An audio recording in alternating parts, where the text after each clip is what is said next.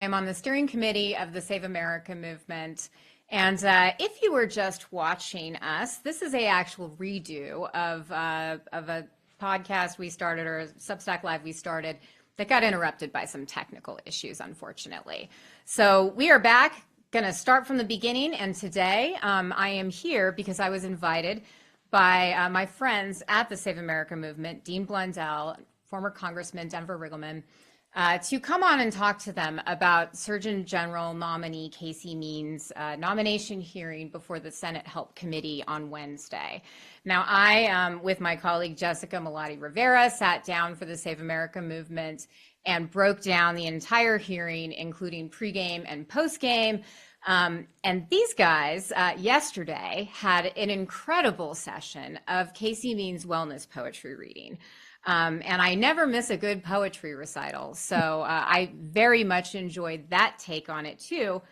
They invited me to come chat with them about all of these things, both the serious medical lack of qualification that Casey Means has, her bonkers conspiracy theory ideas, as well as her inconsistencies in what she said, and what I consider, and I think probably what Dean and Denver would agree with, are introduction of these conspiracy theories into U.S. policy for the sake of enriching herself and her grifter brother, Callie, who is a senior advisor to Secretary of Health and Human Services, Robert F. Kennedy Jr.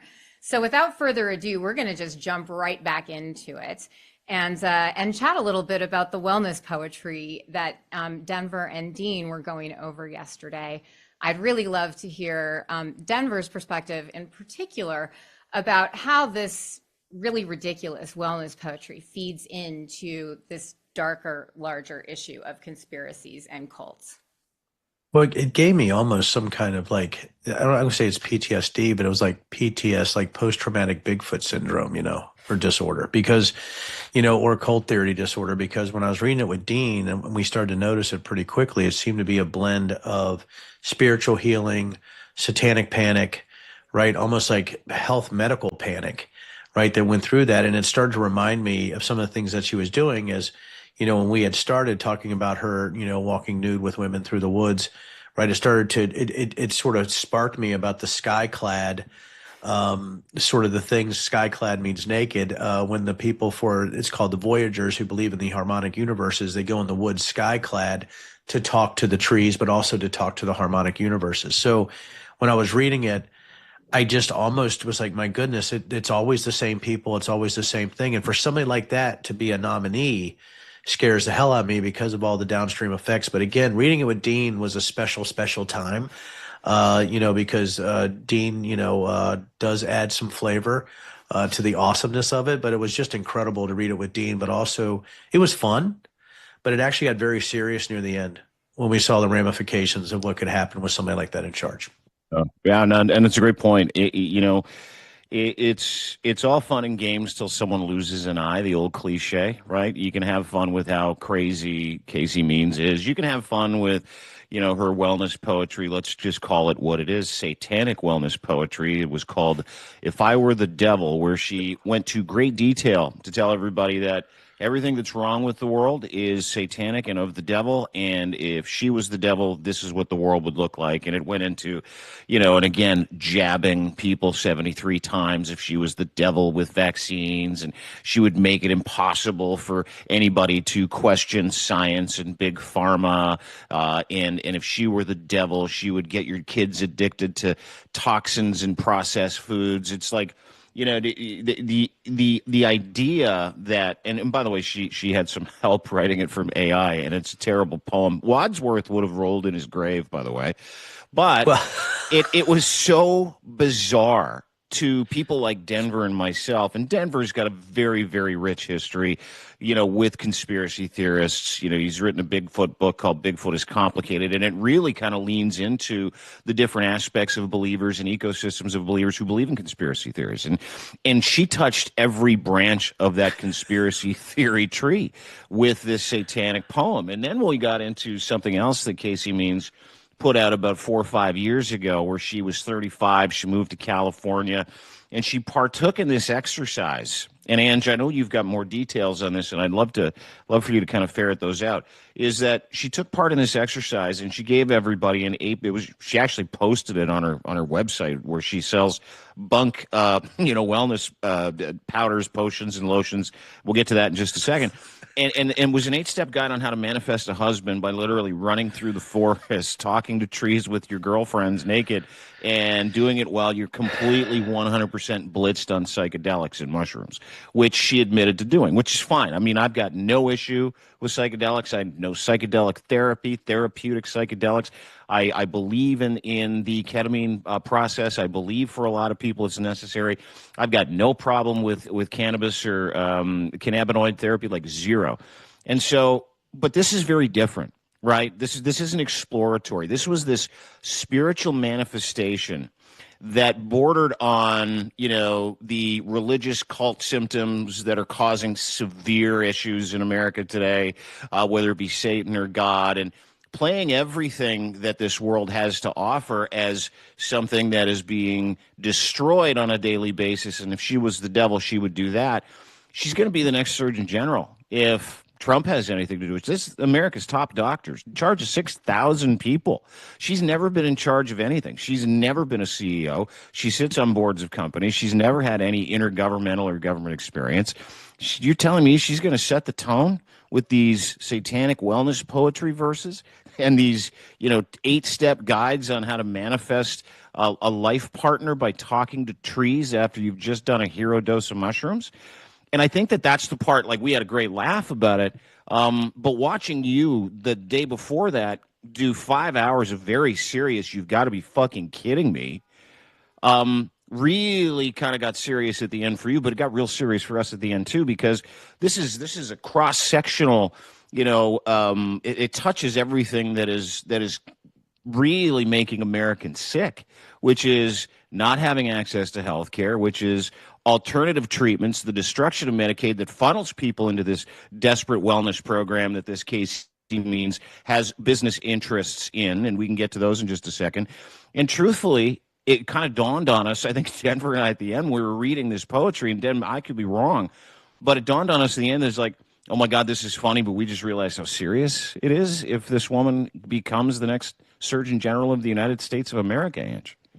So it's really striking to me that both you and Denver noted that at the end of your hilarious, like, wellness poetry recital it was yesterday, really funny. Yeah. It got very serious. Thank you. But that has been my experience through this entire past year. These people are clowns, and, like, they're ridiculous. They are all clowns. I mean, every single person who is installed at the head of an agency within the U.S. government, and I'm not even limiting this to HHS, but that's what I know best, certainly. Sure. Every single major agency that is responsible for our healthcare, for our health, for our scientific work, for our responses to medical emergencies, everything in the U.S. entire health portfolio is being run by people who are complete clowns. And it's funny to laugh at them because they do ridiculous stuff and none of it's evidence-based and it's easily disprovable. And it's ridiculous, like going out on a psilocybin fueled, like, Vision Quest to find a husband. I mean, this is, sure, feel free to do it. I'm all for freedom. I am a 100% supporter of medical freedom, in fact. However, when you think about it, what are the consequences of this, as you guys both said? Well, the consequences are that they're going to reduce public confidence and public trust in people who have actual expertise. Instead, they're going to give them these alternatives that may or may not be more appealing to people based on the problems that they're having in their own life. Can't find a husband? Like, take my ayahuasca, tree voyage or whatever.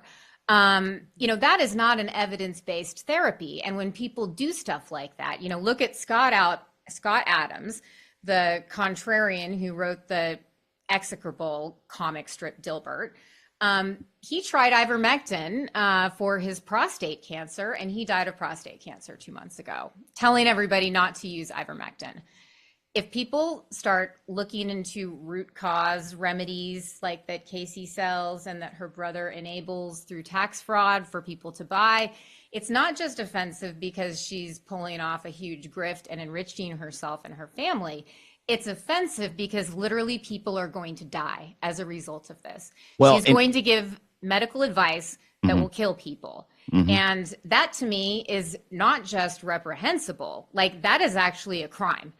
I think that is a crime. And once this is all over, whenever that happens, however that happens, people like Casey Means need to actually be held accountable for the lack of trust. And this is not limited to the US. You know, you said this is affecting the health of Americans.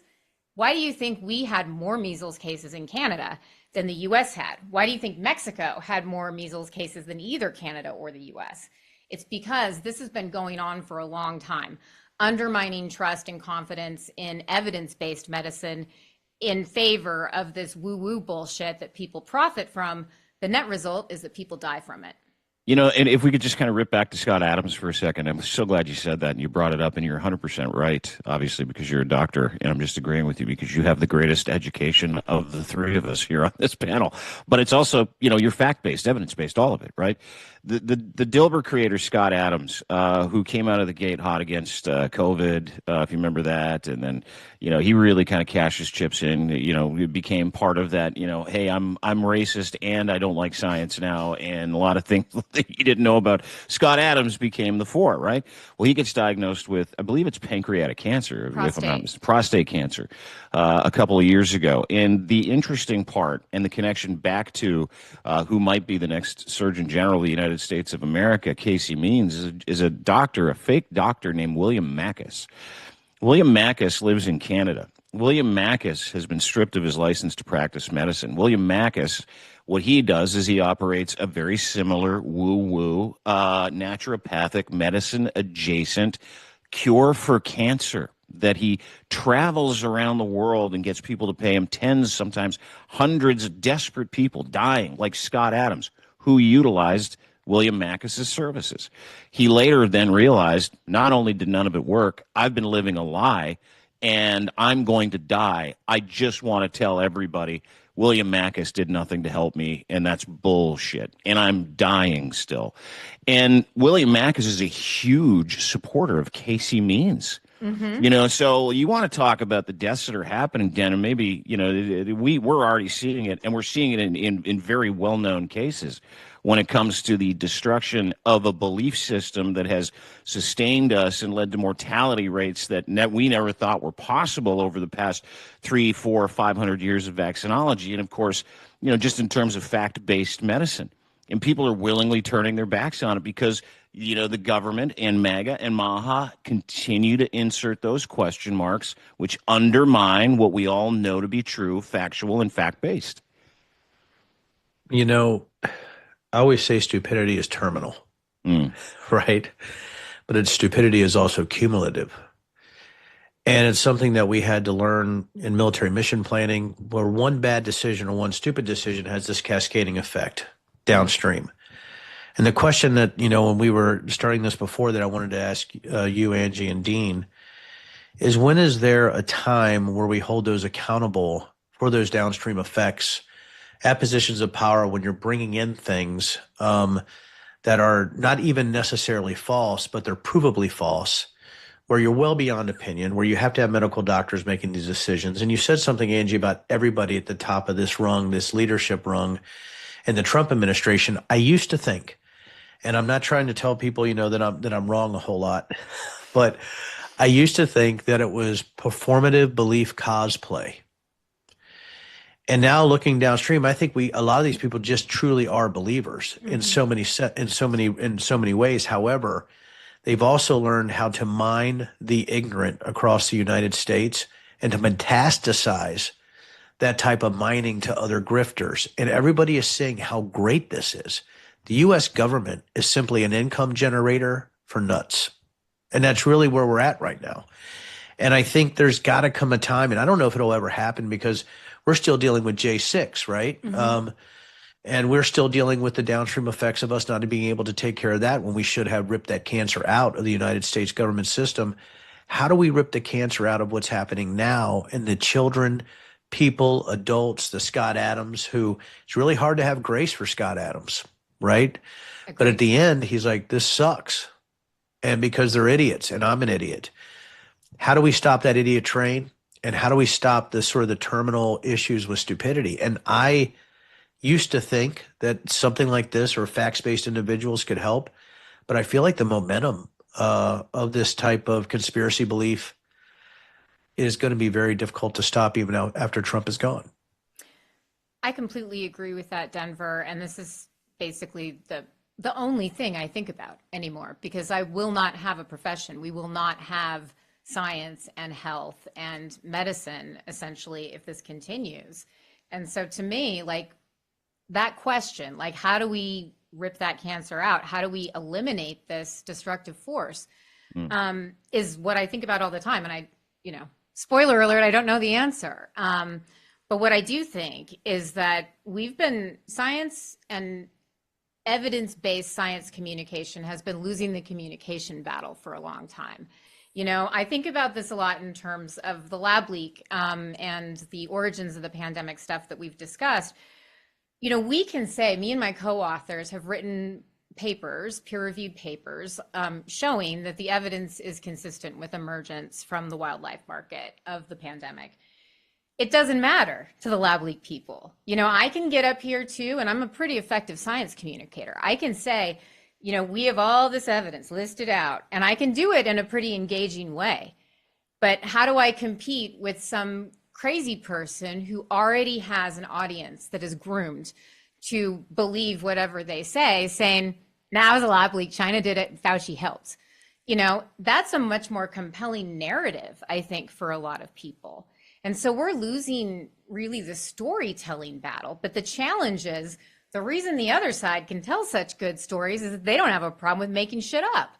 And on our side, we have integrity. We have professional integrity, and we're not going to make things up. And we're going to continue using the scientific method, and we're going to continue to rely on evidence.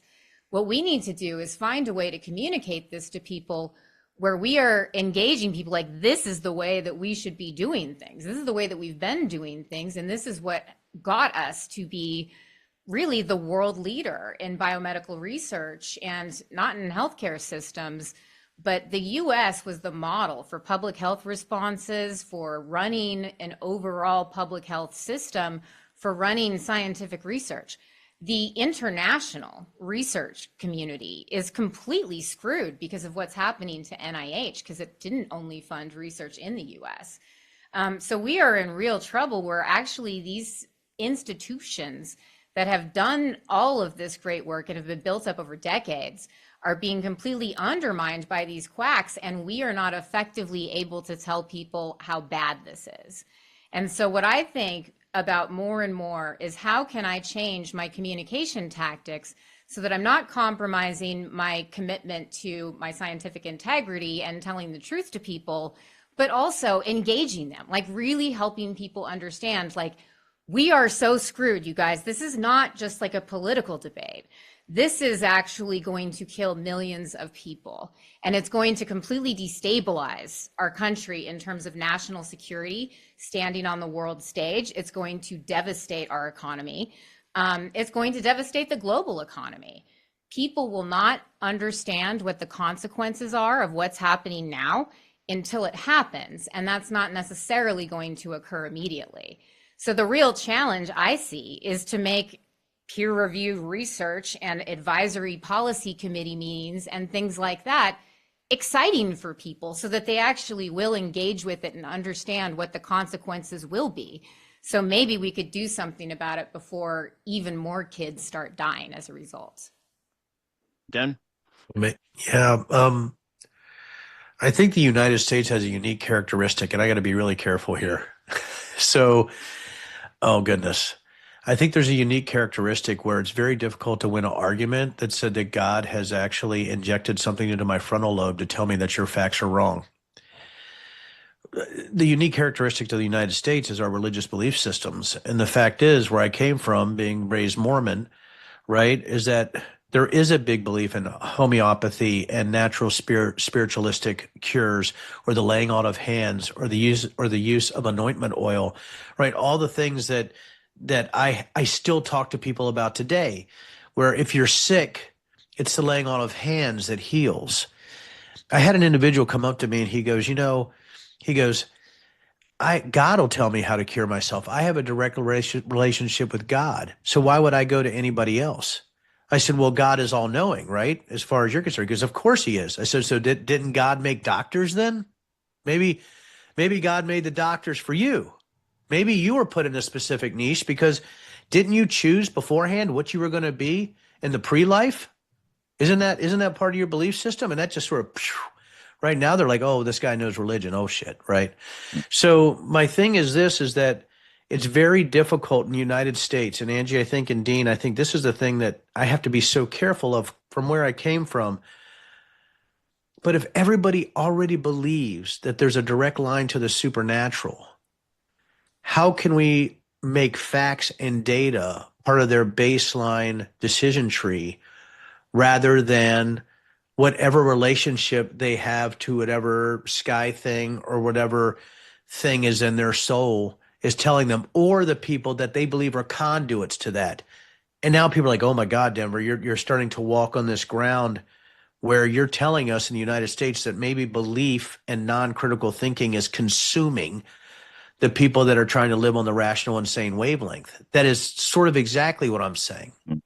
And I feel like it's getting worse. And I really thought that this house to house way of going person to person, or the fact that you're writing books, or the fact that we're doing what we're trying to do, there's a reason I'm here with Dean, Angie. Like I would go out every now and then after my 3 years when I wrote the book, The Breach, about January 6th, when I tried to warn people about what's happening today 3 years ago. And I got to the point, I'm like, is it worth my time? Mm. And I think it is now again, because I feel like there's a smaller and smaller fraction of people that are, sort of screaming into the void. Maybe if there's enough of us, people can hear us. But I think it's only going to be sort of this massive cascading effect of death and discomfort, I think, is the only way to get out of this. And I don't want it to get there. But even with the last story, and I'll end here and you guys can help me. The last story of the lady whose son or daughter was dying of measles and said she still wouldn't have gotten him the vaccination. And I don't know how to get through on that wavelength. And I thought I could, but I guess the humility part of it and the naive part for me is that maybe that's going to be very difficult to almost impossible for a large majority of those type of individuals. I agree with that, Denver. And I've struggled with many of the same things, because what I really feel that we are currently facing is a battle for how the public understands reality. And that is a very difficult thing, to try to convince somebody to change their entire view of what's real and what's not. And so there have been a number of my colleagues and people who are in the science communication space who have started these efforts to really talk to like Maha people and get their point of view. And I actually think this is the worst way possible to try to engage this. So glad The you said problem that. Yeah, is I'm not- glad you went that way with it too, because I think it's a point. Yeah, of I was like, what? Yeah, the problem is not that we need to convince people to change their minds who've drank the Kool-Aid already.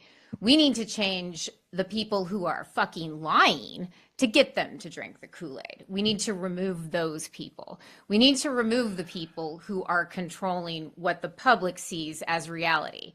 And so to do that, I think that's actually a much easier thing to do. I can attack RFK Jr. and I can try to do it in an entertaining and engaging way. And if enough of this keep trying, we're all pretty smart and pretty effective, and we all have our own areas of expertise. And I think as a community, and this is one of the things I really like about the Save America movement, is that it's trying to get a bunch of people who are citizens. It doesn't matter what political party you are. It doesn't really matter what, your background is or any of that. We're all bringing what we can offer to the table to fight back against this.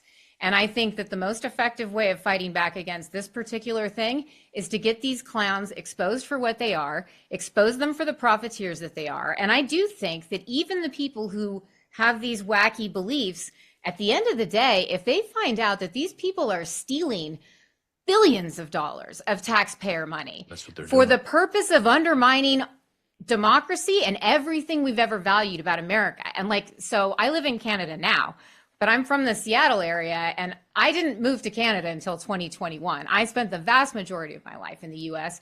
I grew up in the 80s. I have a lot of American pride.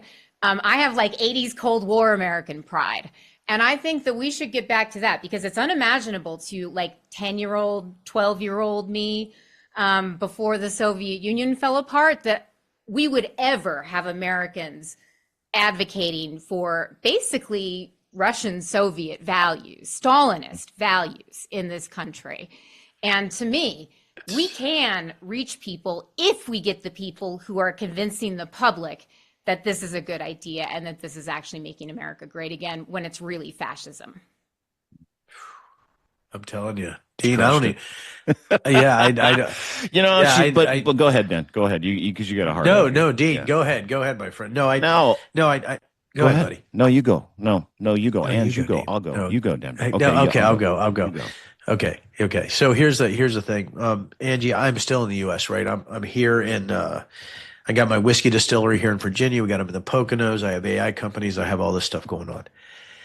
I almost feel like, I'm doing all kinds of business stuff around the country, around the world, UAE, also Canada, here in the U.S. And I'm almost to a point, I'm thinking, I want to stay and fight. I have grandkids, I have kids. How do I get everybody to where they're safe? I've had so many death threats, one attempt on me. I've had so many things happen that if I sat down with both of you over a bourbon, you'd be like, Jesus, and I'm sure you guys have had some of these same experiences.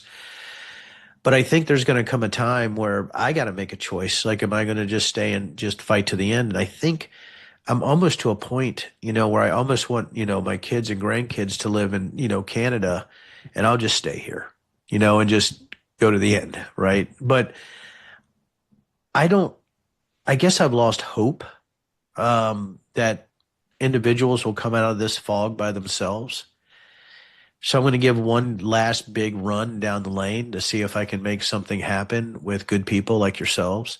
I think that's the only thing I can do. I don't know what else to do except to expose what I know based on the data analytics and the facts-based things that I've done in my life, and to hang out with folks like you and see if we can get it across. But I don't think it's going to be possible, Angie, for me, you, and Dean to reach some of the individuals we want to reach. And I think that's part of it too, is that, are we screaming into a popcorn box? Now I'm being very personal with both of you right now. Yeah. Are we just screaming into a popcorn box and getting the echo back to us? And if that's the case, we're not being very effective. But I think if you start to apply business practices and communication practices to this, and Dean, I'm going to give you a shout out.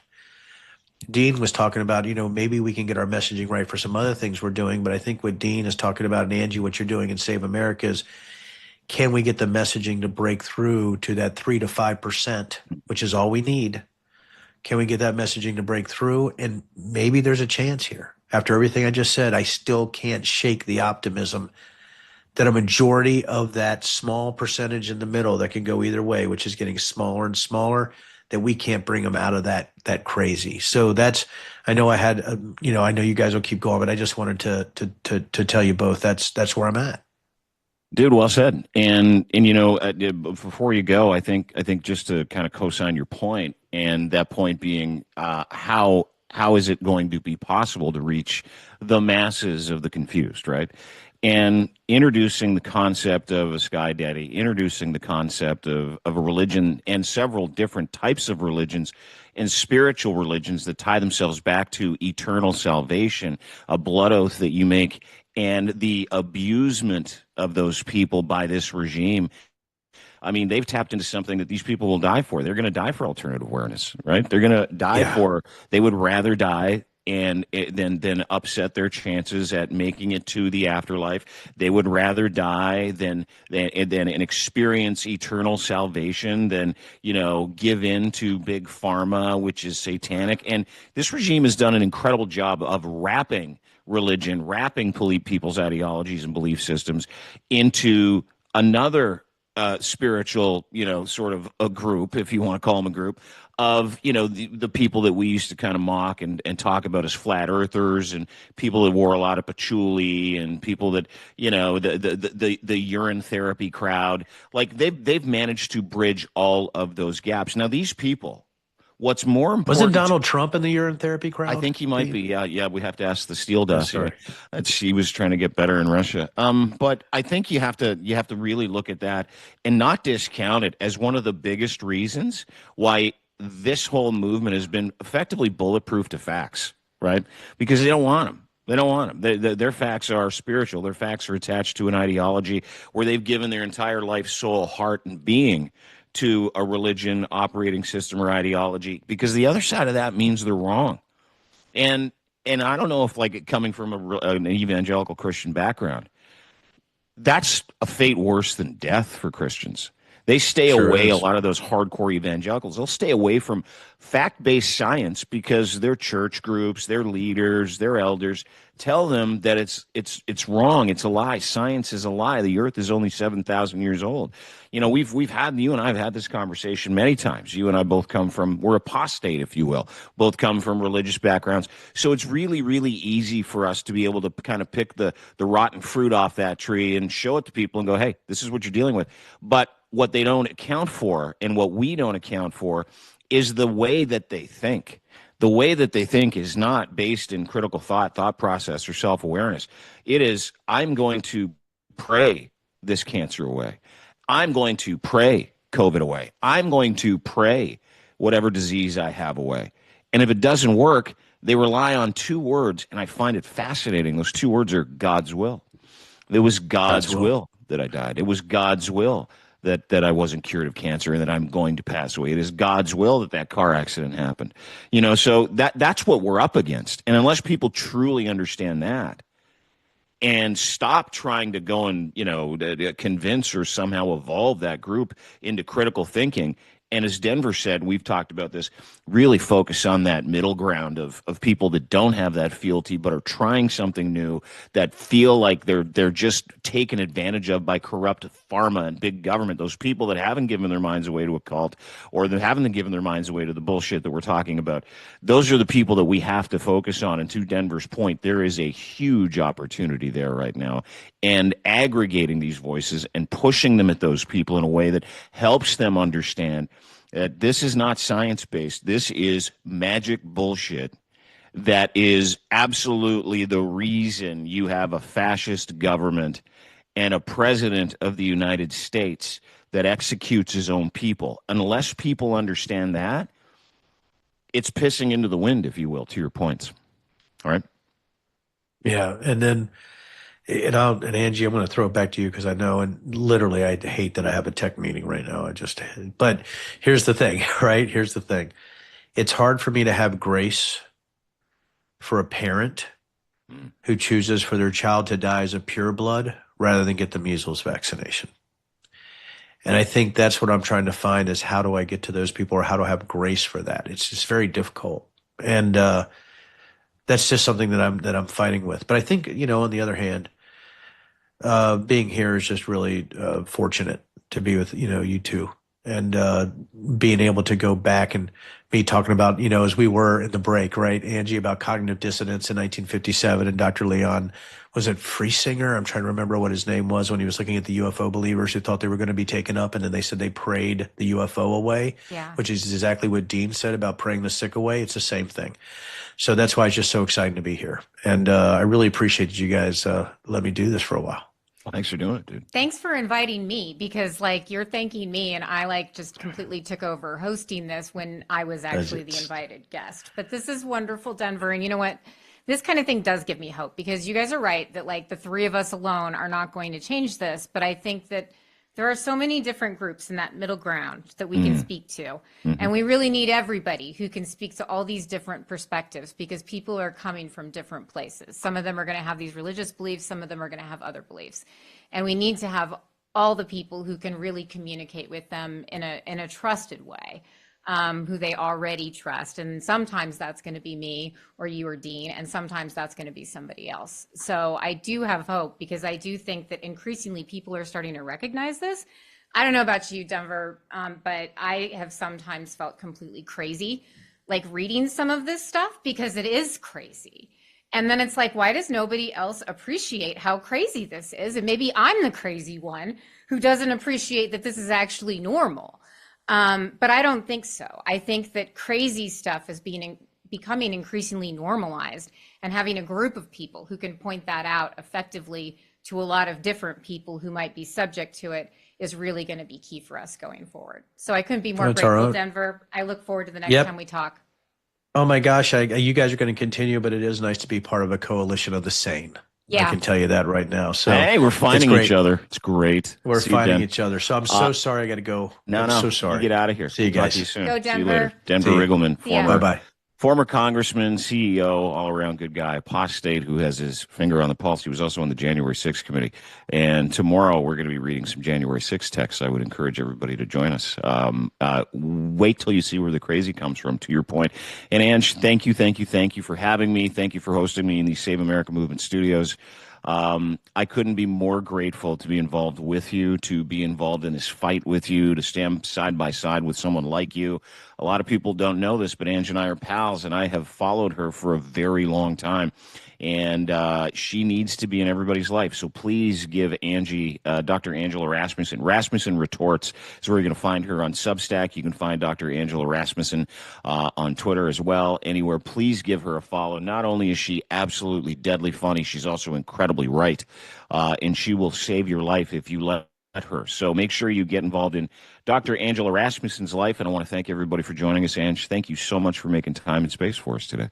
Anytime, Dean. Well, thank you, I guess, since I'm like now the host of this. Yes. But, you know, I'll always make time for you, Dean. I mean, ever since like we've met in person, because we've both followed each other for a long time, like it's just, I feel like we hit it off and we're really on the same page about a lot of this stuff. And like you were saying, Denver was saying, a coalition of the sane, I think is what we all really need right now. And so I'm super grateful that we met and became pals, and we are part of this coalition of the sane. And, you know, we should do this more often. We were doing this more often, and then we kind of dropped off, and we both got busy and stuff. Yeah, So I had to go to Denmark, and then that started a big like Denmark versus Norway thing because you're Norwegian, and then all of a sudden you're like, I'm not talking to you because you went to Denmark. I'm from Norway. I did no such thing because I've actually had to really watch my like inherent, you know, grandfather provided anti-Danish bigotry.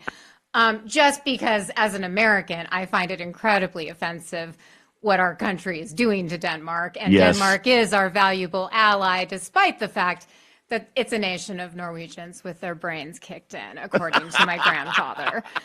That's not true. I know that there are many wonderful, smart Danish people. And one thing that, you know, we might want to table for the future, should the Denmark thing ever come back up, is there's been quite a lot of public health misinformation related to Denmark as well. Oh, yeah. And well, there's this $1.6 million unreviewed grant awarded to Danish researchers to do a study of the HBV, the hepatitis B vaccine birth dose in Guinea-Bissau, which is one of the poorest countries in the world in West Africa and has one of the highest child mortality rates, and also has 1 in 5 people infected with hepatitis B virus. So it would be putting basically babies in Africa at risk of contracting a disease that will affect them for their entire life and give them cancer and kill them. And the reason that they gave this to this group in Denmark is that basically they want to pay for a study that will give them results that will support descheduling the HBV birth dose, but it will be at the expense of the lives of African babies. So the U.S. is sending $1.6 million. By the way, that was matched by Bill Ackman at Pershing Square. So terrific, like short seller billionaire. Very bad ideas, very pro Maha guy, but they're basically funding these studies with U.S. taxpayer money, without any kind of scientific review for its merit. And they're giving this money to like these Danish people who are contributing to all of these, you know, wild vaccine ideas. Maybe what we'll do is place a call to my friends in Denmark and get that stopped. Anyway. We should, because RFK is also attacking Danish guys, but this is a whole conversation for another time. We're going to pick it up again. You and I are going to do one of these a little less formal next week, and we'll get our health talk back on. Sounds perfect. Love it. Thanks, Ange. Bye, Dean. Bye, guys. Thanks, everybody, for coming.